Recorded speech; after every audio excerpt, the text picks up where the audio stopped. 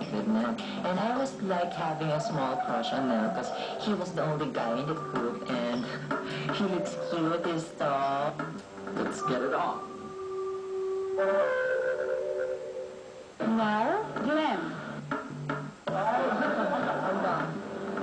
Hindi ikaw yung kakasal at hindi ka sasagutin naman ni Nell. Sobrang oo naman yung reaction mo. Wala akong pagnanasa kung kami naman. I have a boyfriend. Hindi ako magsalita. Alam mo bang ikaw yun, Mr. Kilabot? Alam mo ba yun? Naramdaman mo na because everybody had a crush on you? Hindi ma'am, kasi kumbaga, yung pakikisama ko sa lahat, pantay-pantay lang din naman.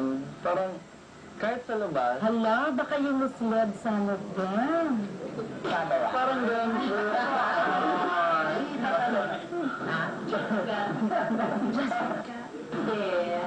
It was just fine. I don't think, What is that?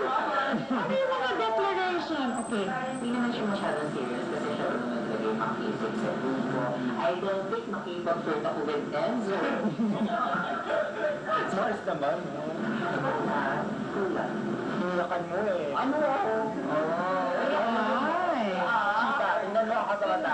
Ang ganda.